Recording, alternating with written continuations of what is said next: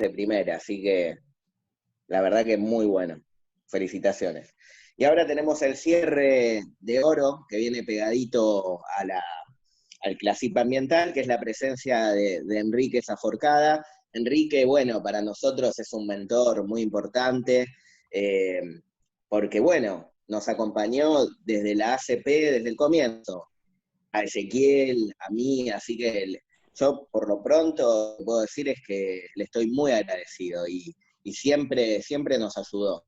Así que es un gusto para mí que estés acá, Enrique. Y bueno, voy a hacer una breve reseña. Es doctor en psicología y profesor consulto titular de salud pública y salud mental en la Facultad de Psicología de la UBA. También en la UBA es miembro de la Comisión de la Maestría en Salud Pública y miembro del Comité de Ética del Instituto de Investigaciones en Salud Pública. En sus años de graduado ha trabajado en los campos de la psicología social y la salud pública. Fue director del Centro de Investigaciones en Psicología Social en la carrera de Psicología de la Facultad de Filosofía y Humanidades de la Universidad Nacional de Córdoba, donde tuvo origen entre fines de la década del 60 y comienzos del 70 del siglo pasado, la psicología sanitaria, una de las especialidades oficialmente reconocidas por la FEPRA y los colegios provinciales de la profesión. Y bueno, siempre se caracteriza muchísimo por investigar y ejercerla en múltiples ámbitos académicos y de trabajo en salud pública sobre temas como construcción de ciudadanía, salud, pobreza, desarrollo cerebral, gestión de salud positiva y enfermedad pública. Así que, bueno, todo tuyo, Enrique. Muchas gracias, Ángel. Tengo que agradecer a los organizadores por la invitación, a vos particularmente, Ángel, de poder estar ahora con ustedes. Esta anterior y me pareció muy interesante. Me alegro que el Congreso esté saliendo bien. De acuerdo a lo que convenimos con vos, Ángel, yo voy a hablar sobre un tema que a modo de síntesis les doy como si fuera el título de la ponencia, que dice la delicuescencia sistemática de los tres principales hitos de salud del siglo XX, en homenaje a las personas fallecidas por COVID-19. Me van a disculpar que voy a leer, pero me quiero atener estrictamente a 30 minutos y si no leo ni por asomo voy a redondear el tema en 30 minutos, porque me voy por las ramas. Entonces, les pido disculpas y no tengo inconveniente en que me interrumpan para una pregunta o para disentir con algo. No, eso no me molesta en lo más mínimo, al contrario, me agrada. Bien. Permítanme un comienzo totalmente esquemático. Su finalidad es marcar una línea de razonamiento y reflexión con el desarrollo sucinto de 4 puntos. 1. La medicina occidental nació, como todas las medicinas de todos los pueblos del mundo, como un saber higienista, un saber cuyo principal objetivo fue y es mantener sanas a las personas sanas. Segundo, durante la Edad Media, la medicina europea fue desplazada por el avance del cristianismo, que pasó a dominar, con interpretaciones sobrenaturales, el campo de la vida, la enfermedad y la muerte.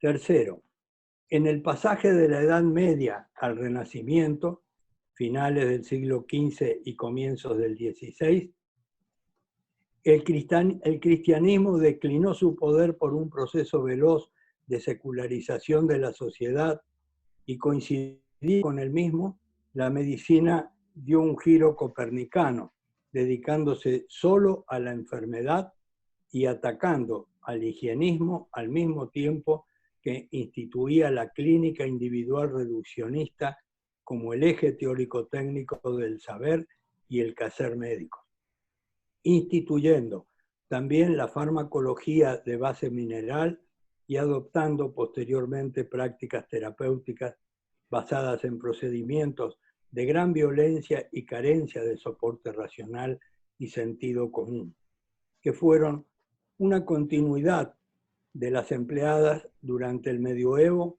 cuando la atención de la enfermedad quedó en manos de poderes íntimamente vinculados con el cristianismo de la época, y la Inquisición, instituciones terriblemente violentas y proclives a emplear la muerte como última ratio para las disidencias o aún pequeños desvíos de lo arbitrariamente establecido como deber ser.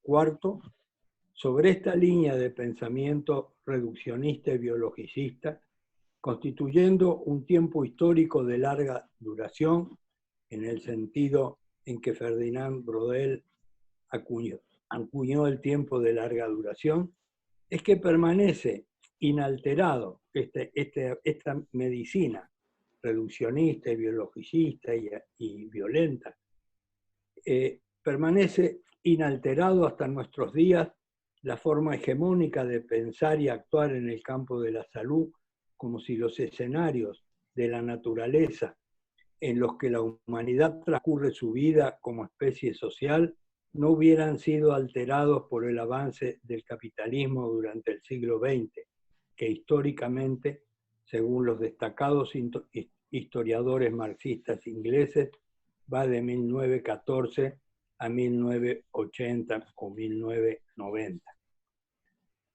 Y el avasallamiento de los pueblos del mundo por parte del neoliberalismo durante lo que ha transcurrido del siglo XXI, que va desde ese 1980 a 1990 a marzo de 2019, en que se oficializa la existencia de la pandemia de COVID-19. En varios países, no en todos, hubo un alivio durante el lapso que va de 1947 a 1975, en que Occidente se vio compelido a establecer estados de bienestar por la amenaza del avance real o potencial del socialismo y la memoria aún fresca de las revoluciones anticapitalistas del periodo 1917 a 1928 en Europa y en China, y de los levantamientos populares revolucionarios del periodo 1968 a 1975 en el mundo. Pero a partir de 1979 irrumpió esta forma brutal de capitalismo, el neoliberalismo, que tiene como base fundamental la desregulación de la economía, su financiarización y la militarización de los países dominantes. Como señaló el historiador inglés Niall Faulkner en 2018, en su libro Una historia radical del mundo, cito textual a Faulkner, la historia del futuro ha comenzado. El sistema nos está llevando al abismo. Estamos amenazados por la pobreza, el fascismo, la guerra y la catástrofe climática. Termino ahí la cita de Faulkner. Cuando Faulkner escribió esto, faltaba un año para que irrumpiera la actual pandemia. De lo contrario, seguramente hubiera incluido en las amenazas, junto a la pobreza, el fascismo, la guerra y las catástrofes climáticas, a las catástrofes biológicas. Lo significativo es que estas 5 amenazas tienen un único factor común, causal: el capitalismo neoliberal informático global, con sus 4 motores fundamentales. A, la concentración monopólica de gigantescas macrocorporaciones industriales y financiero-especulativas sin fronteras. B, el avance de estas últimas, las financiero-especulativas, el avance de estas últimas sobre la propiedad accionaria de las macrocorporaciones industriales. Un claro ejemplo es Bayer Monsanto y el fondo BlackRock. C, el complejo militar industrial anglosajón israelí que alimenta las guerras sin final ni objetivos bélicos. D, el soporte informático, hardware, software y computación, con la salvedad que en el caso de las catástrofes biológicas se le añade otro factor causal potente, esa medicina biologicista y reduccionista que se ha sostenido hegemónicamente en la larga duración, aún contra los vientos y mareas de la ciencia y la experiencia. Desde 1848 se había hecho manifiesta públicamente en Europa una medicina social, cuando, por ejemplo, Rudolf Virchow comienza a editar el periódico La Reforma Médica. Así tituló él a ese periódico.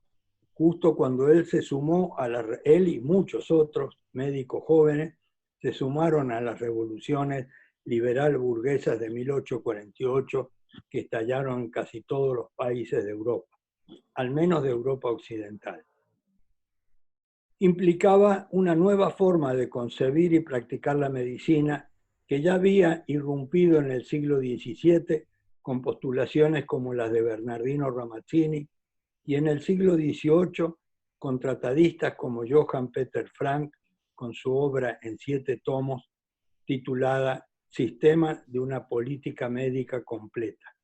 Y en los primeros años del siglo XIX, con el surgimiento de la segunda escuela de medicina de la Universidad de Viena, generada dentro de la Facultad de Medicina de esta universidad, que se había fundado como Universidad Médica de Viena en el año 1365.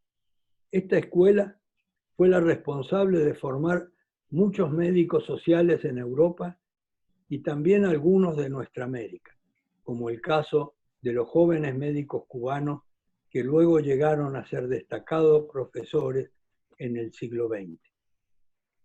Con esta mirada, la de la medicina social, se visualiza con claridad lo que afirmaba Virchow en cuanto a diferenciar entre epidemias naturales y epidemias artificiales, como él las denominó, y que hoy se categorizan como enfermedades públicas.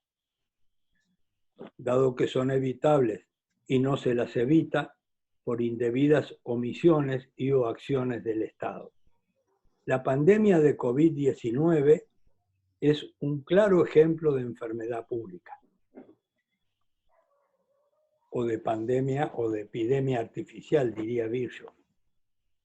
El daño multidimensional que esta pandemia le ha causado a la humanidad, pero sobre todo los cientos de miles de personas fallecidas por esta causa, obligan moralmente a desvelar las verdades fundamentales del escenario de la salud y a exigir que se pongan integralmente en práctica. Al hacer referencia a verdades fundamentales, es necesario señalar cuáles fueron los 3 hitos de salud más importantes del siglo XX, por su potencial ideacional y fáctico. 1.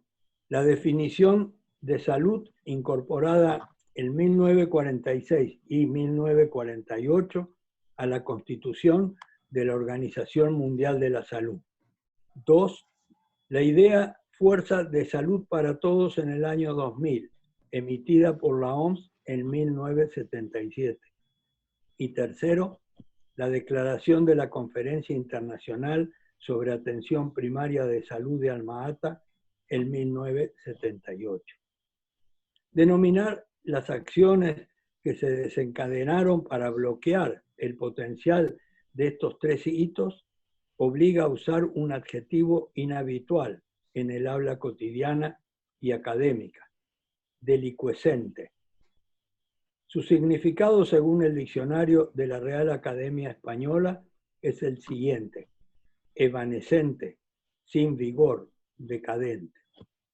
Es el adjetivo más preciso que yo encontré para denominar lo que ha ocurrido con estos 3 hitos. ¿Por qué la pandemia y sus muertos obligan moralmente, pero también científica y profesionalmente, a esta acción desveladora? Por varias razones. la principal es que si estos tres hitos hubieran sido los marcadores del rumbo hegemonizante del quehacer en salud desde 1948 a la fecha, esta pandemia artificial, esta enfermedad pública no se hubiera dado y las personas fallecidas por esta causa hubieran continuado normalmente con sus vidas en sus medios familiares, comunitarios y laborales. Otra razón fundamental es que esta pandemia probablemente resulte como un exordio o una señal de nuevas condiciones de vida para la especie humana, que se caracterizarán por el encadenamiento sucesivo de situaciones de peligro que obligarán a repetidas medidas de aislamiento y de protección cotidiana que generarán profundos desórdenes socioeconómicos y múltiples riesgos para la vida misma, riesgos biológicos, climatológicos, bélicos, etc. A menos que de una forma u otra el neoliberalismo sea derrocado, haciéndose así posible volver a ubicar en la escala de valores a los seres humanos y sus vidas por sobre el dinero, la riqueza, las ansias de poder y la codicia. Mientras tanto, se debe luchar en cada país, al menos de nuestra América, para que los desórdenes biológicos disminuyan significativamente sus probabilidades de ocurrir y que los pueblos de nuestra región estén en condiciones realmente eficaces y eficientes de prevenir primaria y secundariamente. Los pasos más importantes en tal sentido son poner a todos los escenarios de la salud, académicos, profesionales, sociales y políticos, bajo lineamientos de esos tres hitos fundamentales señalados anteriormente, comenzando por desvelarlos a fin de generar caminos necesarios para transformar estos escenarios. Lo primero a señalar es que los tres hitos surgieron de la medicina social, no de la biologicista. Inclusive la creación de la Organización Mundial de la Salud se logró gracias al empuje de médicos sociales que debatieron contra la oposición de médicos biologicistas y de los médicos, de todos los médicos representantes de Estados Unidos, de Norteamérica y del Reino Unido de Gran Bretaña, que se oponían a la creación de la OMS. Se opusieron. Es necesario tener presente que también la denominación medicina social fue distorsionada con el paso del tiempo y hoy se observa que la adjetivación social es tomada en cuenta en lo periférico de la misma, dado que lo central de lo social es la subjetividad, el comportamiento y lo cultural del ser humano. Este núcleo esencial ha sido totalmente excluido. Por ejemplo, en lo que se ha dado en llamar la medicina social colectiva latinoamericana. En el artículo de Casallas Murillo, del año 2017, titulado La medicina social salud colectiva latinoamericana, una visión integradora frente a la salud pública tradicional, trabajo de síntesis y caracterización actualizada, se menciona la medicina, a la sociología y la antropología, pero ni una vez siquiera a la psicología. No obstante, se hace referencia a la subjetividad y la intersubjetividad, manteniendo totalmente ausente el comportamiento o la conducta humana.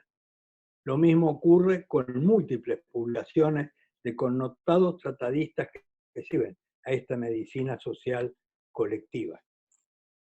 Estas son desviaciones delicuescentes de la medicina social, de los reformadores de la medicina de 1848, Rudolf Virchow, Rudolf Bucher, Solomon Neumann, Jules Guérin y muchos más. También de los creadores de la Segunda Escuela de Medicina de Viena y de los revivificadores de esta medicina social en la primera mitad del siglo XX, René Sant, por nombrar algunos, René Sant, el belga, Carlos Alberto Alvarado, argentino, Ramón Carrillo, Esteban Laureano Maradona, Salvador Allende, Paul Farner, David Tejada de Rivero, Halfdan Mahler, Geraldo Horacio de Paula Sousa, Seming C, que era chino, y muchos más. Todos ellos médicos de terreno, de zapatos de barro, no de oficina, claustros y artículos en revistas de alto impacto. Todos ellos médicos sociales.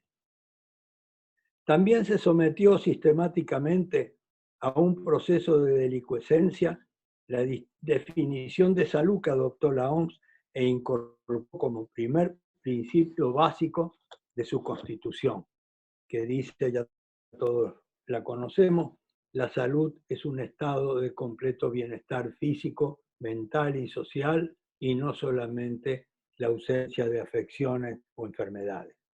Definición que fue propuesta a la comisión de esta Constitución por Andrija Stampa, médico social recibido en la Facultad de Medicina de Viena y creador en 1919 del Instituto de Medicina Social en la Facultad de Medicina de la Universidad de Zagreb. Como señala Tejada de Rivero, cito textual a Tejada, costó mucho que fuera comprendida.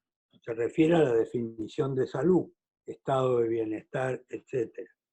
Costó mucho que fuera comprendida por los expertos de los gobiernos de entonces, a pesar de ser un notable salto cualitativo. Cierro ahí la cita. En ese proceso de delicuescencia se llegó a parodiar esta definición diciendo que proponía salud de segunda para población de tercera. Eso se lo escuché a algunos famosos sanitaristas argentinos, no hace tantos años, 2 o 3 décadas. No obstante, fue la base, esa definición fue la base en la que se apoyó Mahler, director general de la OMS, Halfdan Mahler, para proponer al mundo en 1977, después de constatar las profundas inequidades que en materia de salud había entre los países y entre las clases sociales de cada país, la idea fuerza de salud para todos en el año 2000. La salud involucrada en esta postulación de Mahler no era la de la medicina biologicista, especializada, y menos aún la de la ultra especializada de los últimos 30 años.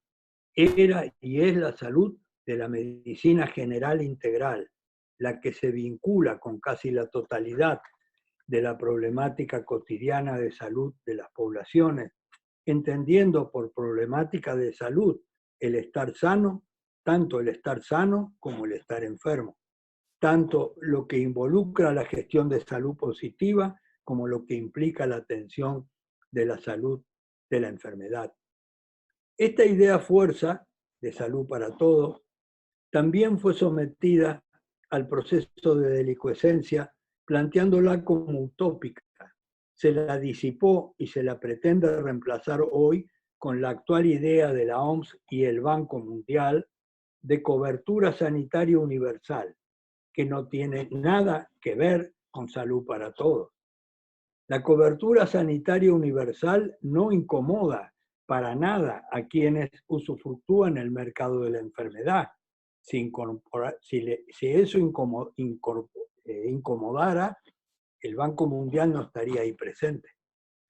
Cobertura sanitaria universal y mercado de la enfermedad son términos que pueden concordar. Salud para todos y mercado de la enfermedad son términos contrapuestos. En 1976, un año antes que Mahler formule Salud para Todos en el año 2000, Dmitry Benediktov, viceministro de Salud para Asuntos Internacionales de la Unión Soviética, le plantea a Tejada de Rivero, que era subdirector general de la OMS, de quien él era amigo, Benediktov era amigo de Tejada, la necesidad de desarrollar una estrategia de acción que permitiera avanzar en el logro de mejorar la salud comunitaria de los pueblos del mundo.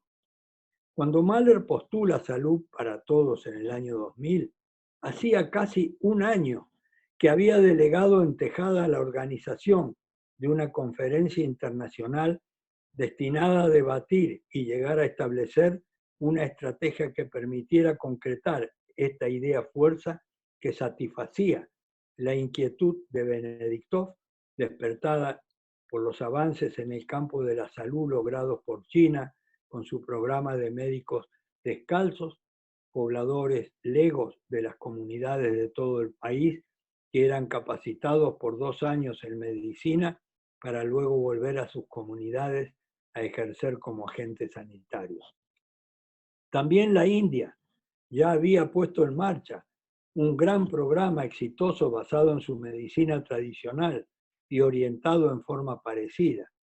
Y había otras experiencias similares en África y en algunos países de nuestra América, específicamente justamente en Perú, que es la nacional, es porque ya muerto, o era la nacionalidad de Tejada de Rivero, él era peruano. Finalmente, en la semana del 6 de septiembre de 1978, se lleva a cabo la Conferencia Internacional sobre Atención Primaria de Salud de Alma-Ata en Kazajistán. En este caso, tempranamente comienza la acción del ICUESENTE, dado que la denominación Atención Primaria de Salud fue una imposición de la Organización de las Naciones Unidas y de algunos integrantes tecnócratas enviados a la reunión, pues su verdadero nombre debió representar lo más importante de lo que encierra la Declaración de Alma-Ata. Al respecto, Tejada afirmó en distintas oportunidades, y cito a Tejada textual, el cuidado integral de la salud para todos y por todos es la mejor forma de expresar la genuina atención primaria de salud de Alma-Ata. Para Tejada, salud es mucho más que atención médica. Al respecto, es importante leerlo textualmente. Leo una cita textual, un poquito larga, pero muy esclarecedora. La denominación, dice Tejada, la denominación de atención primaria de salud surgió de una percepción sesgada y errada de algunos de los componentes formales de las experiencias antes mencionadas y sobre todo de la experiencia china de los médicos descalzos. La atención superficial y simplista contribuyó a una muy restringida interpretación conceptual. Los 3 términos del concepto han sido mal interpretados. Ya vimos la estrecha y errada interpretación de salud. En cuanto a la atención, la versión original en inglés usó el término cuidado, care, y no atención. El cuidado tiene una connotación mucho más amplia e integral que la atención. El cuidado denota relaciones horizontales, simétricas, participativas, mientras que la atención es vertical, asimétrica y nunca participativa en su sentido social. El cuidado es más intersectorial y en cambio la atención deviene fácilmente no solo en sectorial, sino en institucional o de programas aislados y servicios específicos. En lo lingüístico, el término primario tiene diversas y hasta contrarias acepciones. Entre ellas, 2 son extremas y hasta opuestas. Una se refiere a lo primitivo, poco civilizado, y la otra a lo principal o primero, en orden o grado. Por las percepciones, sigo leyendo a Tejada, por las percepciones simplistas y sesgadas de las experiencias que dieron origen al concepto, fue más fácil, más cómodo y seguro entender el término primario en la primera acepción, cuando el espíritu de Alma-Ata se refería a la segunda. En la declaración también se señalaba que la atención primaria de salud forma parte integrante tanto de los sistemas nacionales de salud como del desarrollo social y económico global, en su sentido multisectorial y no mundial, y es la función central, el núcleo principal de todo el sistema. No fue nunca una parte aislada del sistema, ni mucho menos circunscrita a la atención más periférica y de bajo costo para los pobres. No está de más insistir en un punto. La gran diferencia que hay entre un cuidado integral de la salud para todos y por todos, multisectorial y multidisciplinario, primordial y preventivo, participativo y descentralizado, y una atención reparativa de ciertas enfermedades de bajo costo y por eso de segunda o tercera clase para los estratos periféricos más pobres de la población y lo más grave, prestados en programas paralelos al resto del sistema de salud y sin participación activa, directa y efectiva de las personas. Ahí termina la cita. Frente al desvelamiento de estas hábiles y eficaces acciones delincuescentes de estos 3 puntos de avance en el campo de la salud humana y luego de haber recibido el impacto de la pandemia de COVID-19, se hace evidente con claridad la necesidad de empoderarlos. Exigir en los escenarios académicos de formación de los profesionales de las ciencias de la salud, en los escenarios políticos de movilización y representación del pueblo, los cuerpos legislativos, y en los escenarios de la administración pública, que se restituya el verdadero significado a estos 3 hitos de la salud y se los aplique y desarrolle de modo tal que los mismos pasen a orientar el accionar en cada uno de los escenarios señalados, que se los emplee para las acciones progresivas, formación del alumnado en el grado y posgrado, capacitación de los cuerpos legislativos pertinentes, diseño, ejecución y evolución de las políticas públicas de salud. Las universidades del Estado deberán transformar los planes de estudio de todas sus carreras de grado de las profesiones de las ciencias de la salud, o, en su defecto, abrir nuevas carreras universitarias en paralelo con las ya existentes, dando cabida a las ciudadanas y ciudadanos que quieran formarse en la orientación social y comunitaria de estas disciplinas.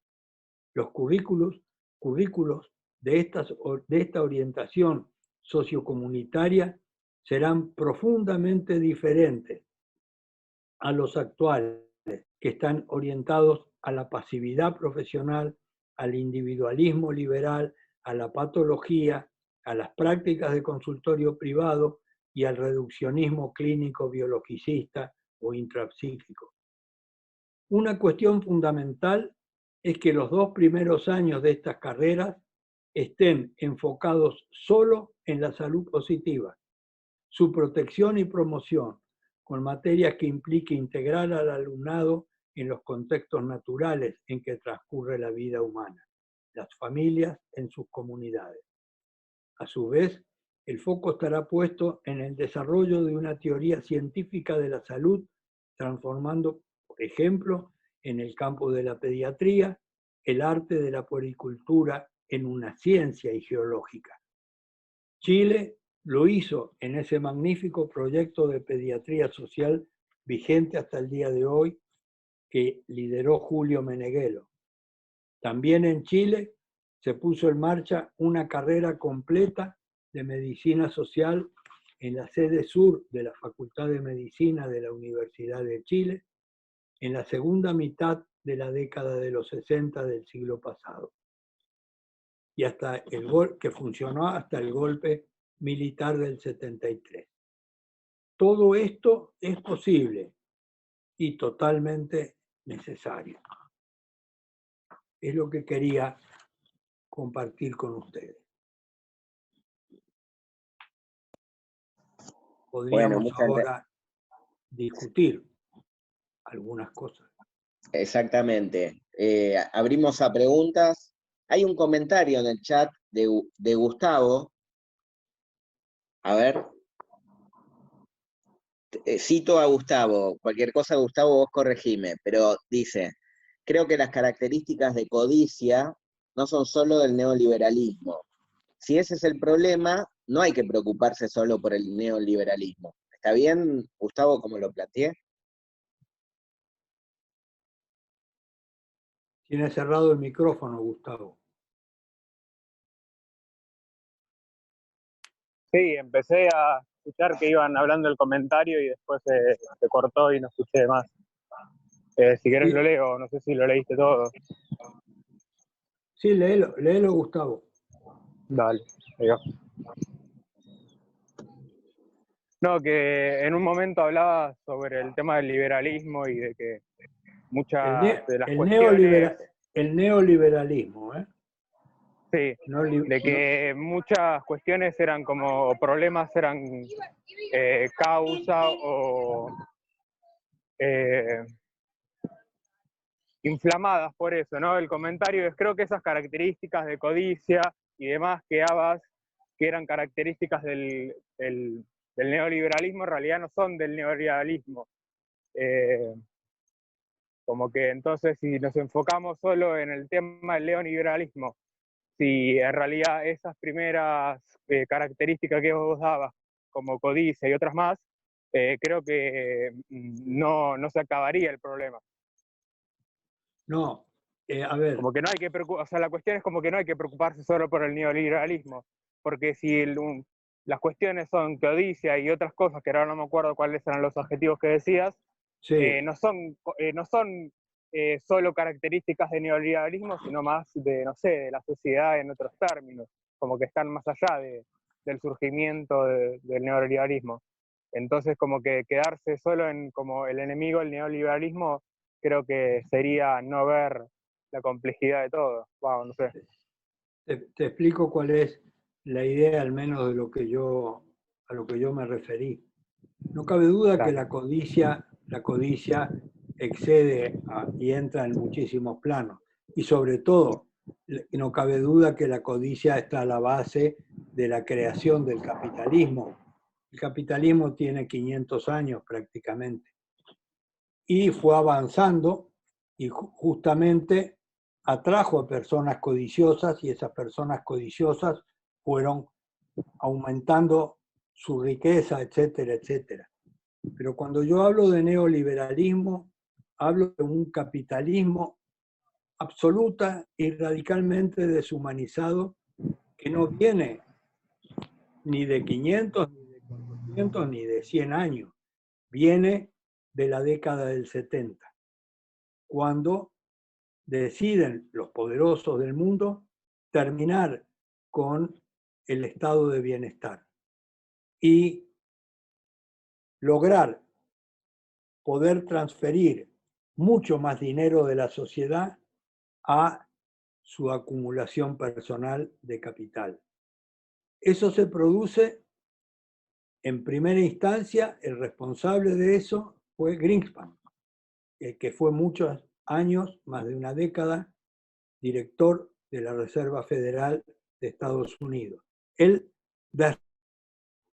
los mercados financieros, los bancos antes no podían especular con el dinero de la población que abría cuentas y depositaba en cajas de ahorro, en cuentas corrientes, etcétera, su dinero. Ese dinero no se podía para especular a nivel de bolsas de comercio o de negocios financieros especulativos, valga la redundancia. Estaba prohibido desde el año 1932. Pero este hombre desregula eso, liquida la ley que impedía eso.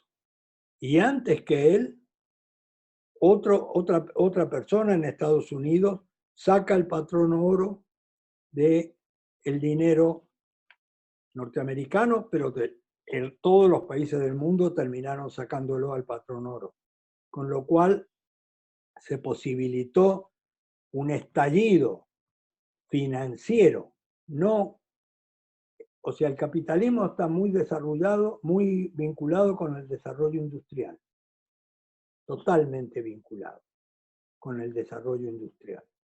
Esto del neoliberalismo es otra cosa. No tiene nada que ver con el desarrollo industrial. No solo no tiene nada que ver, sino que ha ido forzando las cosas para que las empresas de productos pasen gran parte de su capital al área de la financiarización de la economía. Y la financiarización de la economía es la que hoy domina el mundo. Esa economía financiarizada globalmente es lo que se denomina neoliberalismo. Y no se puede prescindir de o de algún modo terminar con el neoliberalismo porque hoy domina el mundo. Entonces, no es por razón que esta gente va a cambiar de posición, sino que tiene que ser una lucha política que logre que los países recuperen el control. Lo que está ocurriendo ahora en nuestro país, en este momento, en las pulseadas con el Fondo Monetario, en la negociación de la deuda, en poder, en vez de mandar dinero a pagar intereses de deuda, porque la economía financiarizada, el neoliberalismo, es una economía de deuda. Si no hubiera deudas, no existiría. Tal vez sea un poco complejo explicarlo ahora en poco tiempo, pero toda la economía mundial en este momento se apoya en deudas y en deudas que son a su vez incorporadas para la especulación y el juego financiero. Esas son las burbujas que estallaron, las del 2008, la que va a estallar en cualquier momento. Entonces, por supuesto que la codicia viene de antes, pero la codicia de esta gente que mantiene activo el liberalismo. Por ejemplo, los más ricos, entre el 1% más rico del mundo, 8 personas de esas 8 personas manejan el mismo volumen de dinero que 3.500 millones de las personas más pobres del mundo. El sentido común indica que eso no puede continuar, que si eso continúa nos lleva al abismo. Eso es lo que al menos pretendía expresar cuando dije de derrocar el neoliberalismo. Me estoy refiriendo a una... La verdad que bastante explicativo y no sé si mucho más claro, pero al menos para mí fue esclarecedor. Nada, muchas gracias. Gracias, no, gracias a vos. Gracias a vos que hiciste la pregunta. Enrique, yo te quería hacer una pregunta. Sí.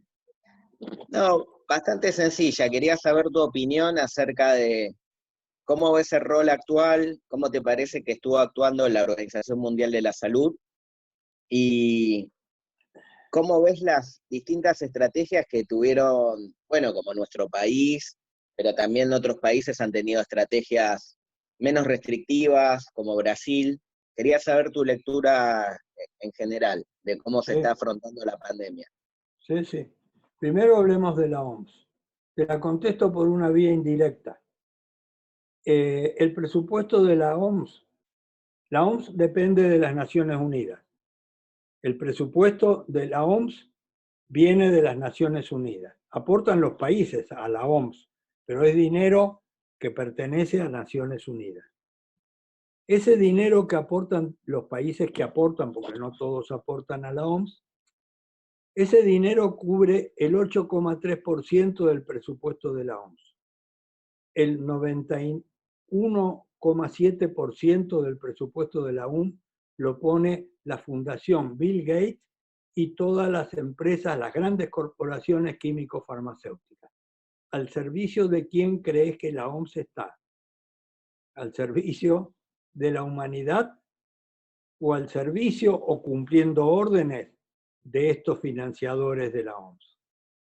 Es lógico que la OMS hoy no está cumpliendo con su deber y ha cometido crímenes serios, como fue la pandemia de la gripe porcina, que no existió, pero la fraguaron e hicieron que un montón de países invirtieran cifras enormes en una totalmente inservible y peligrosa, porque era una vacuna experimental, y en comprar Tamiflu, que no sirve para nada y es una droga también peligrosa, un remedio peligroso. La OMS no merece ninguna buena fe. Entonces las cosas de la OMS hay que tomarlas con pinzas. ¿Por qué la OMS se resistió hasta último momento y hasta el día de hoy no bate mucho el parche al respecto? ¿Cuál es la principal vía de contagio de este coronavirus? Que es la vía aérea, que es la más peligrosa, la más temida por los epidemiólogos. La transmisión aérea, que eso no se soluciona con el barbijo ni nada. La OMS se resistió y tuvieron que aparecer un documento firmado por cientos de científicos que al final lo obligó a decir que sí, que tenía una cierta importancia, pero nunca dijo, esa es la cosa principal que tenemos. ¿Por qué? No lo sé. Podemos suponer muchas cosas. Ignorancia, que lo dudo, favorecer negocios, que puede ser cierto. O sea, para que la vacuna sea gran negocio, pero negocios que son cifras que nosotros no podemos manejar. Piensen que una de las vacunas más baratas que se está hablando de que aparecería o sería aprobada, cuesta $30. Multipliquen $30, primero por 140 más o menos que esté el peso argentino, para traerlo a valores argentinos. O sea, 30 por 140, son 3.000 y pico. Eso multiplíquenlo por 4.000 millones. Esa es la cifra que va a ganar esa vacuna. ¿Cuál es el mercado de las corporaciones químico-farmacéuticas? Mercado que en cierta medida la OMS puede incidir, voltear el fiel de la balanza para un lado, para el otro. Son 6.000, 7.000 millones de personas. Ya sea que la paguen los países de esas personas o la paguen cada uno de su bolsillo, eso es aparte. Alguien paga. Entonces, lo de la OMS es complicado. Con respecto al manejo de la pandemia, nuestro país arrancó muy bien. Después se cometieron algunos errores que voy a señalar en un ratito. Luego la cosa se descontroló, pero no creo que haya sido por errores de cálculo, sino que no dieron resultado las directivas que el gobierno bajó, que transmitió a la población con respecto a protegerse de la posibilidad de ser contagiado. Yo no vi en los equipos asesores del gobierno a nadie de psicología, salvo a Alicia Stolkiner, pero hablando desde la perspectiva de salud mental. No vi a nadie de psicología sanitaria, de psicología de la salud, de psicólogos o psicólogas epidemiólogas asesorando. No vi a nadie de la psicología de la comunicación o de la psicología del marketing social asesorando al gobierno. Entonces, todo lo que el gobierno hizo para que la gente use barbijo, tenga distanciamiento social, se lave las manos, limpie la superficie de los objetos con lavandina o con alcohol, etcétera, no dio resultado. Fue acatado en un porcentaje bajísimo. Yo acá he observado, yo vivo en Caballito, a 2 cuadras del Parque Rivadavia. Salí a la calle a mirar no todo el mundo, pero muchísima gente y cada día más, los vi con el barbijo mal puesto, después ya sin barbijo, llevando el barbijo en la mano, entraban a un local y se bajaban el barbijo para hablar, no sé para qué se ponían el barbijo. Veo a la gente lavarse las manos y por supuesto que no pueden matar ningún virus con ese sistema de lavado de manos. O sea, barbijo, lavado de manos, higiene de superficies y objetos con alcohol son cuestiones técnicas. Para que la gente asuma los comportamientos técnicamente adecuados, requiere tener primero conocimiento y luego requiere tener razones valederas, respetables. Y esas razones no se le dieron.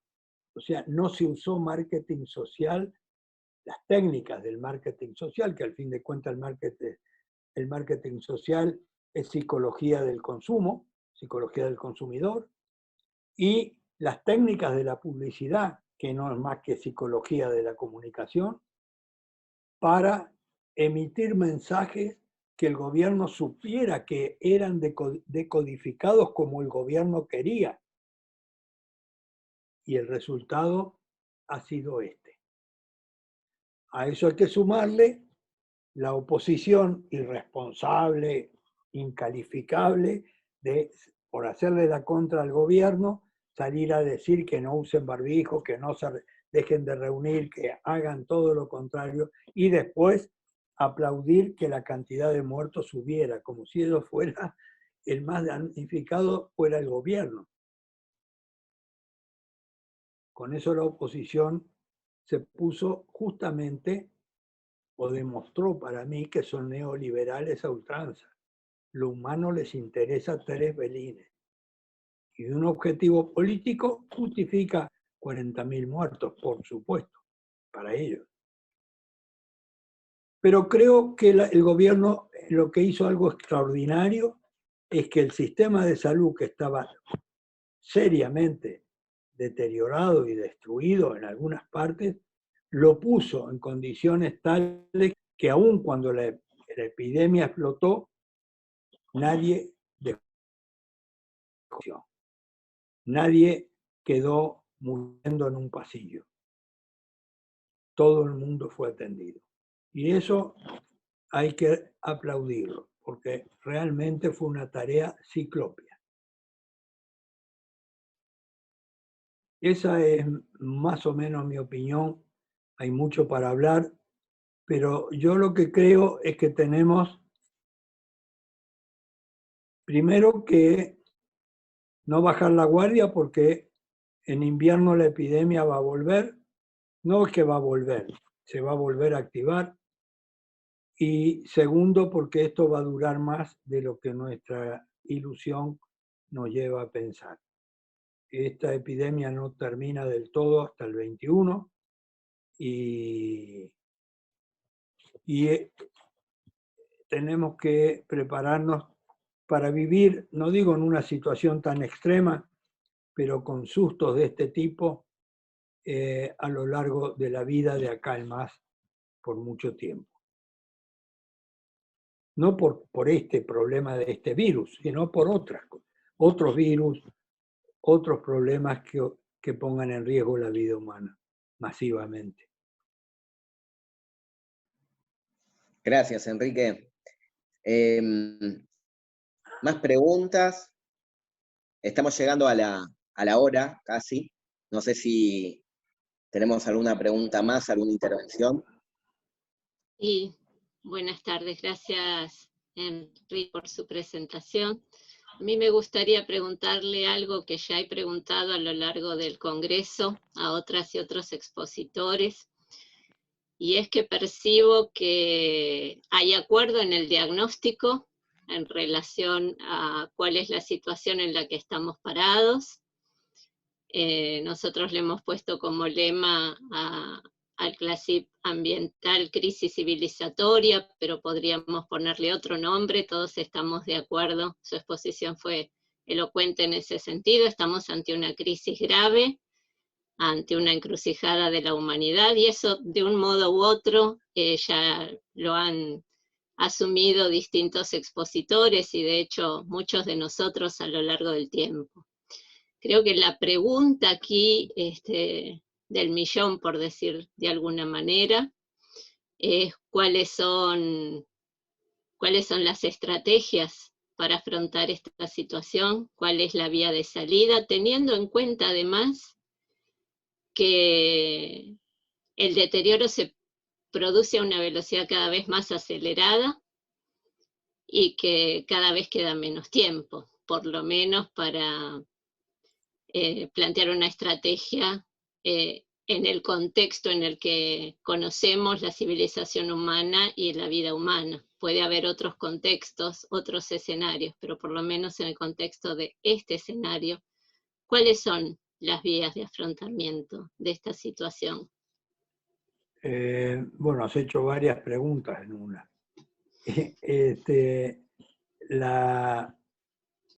Yo creo que acá hay dos instancias.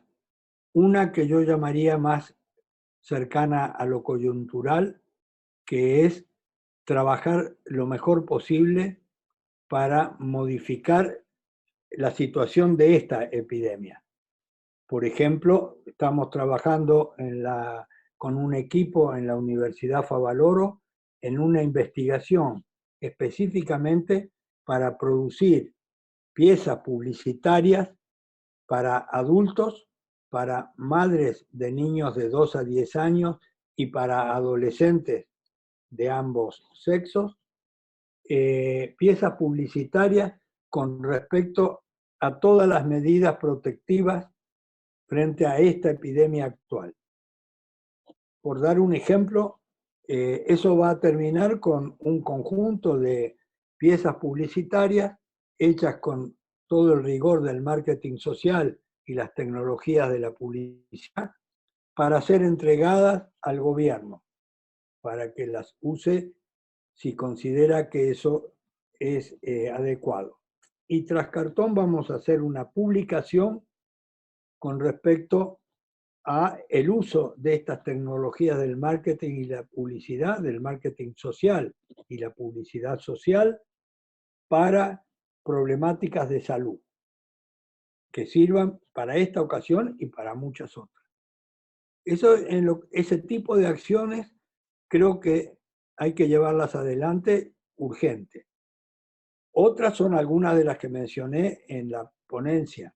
O sea, tenemos que exigir a nuestras universidades públicas, sobre todo las públicas, que cambien los planes de estudio o que abran carreras paralelas.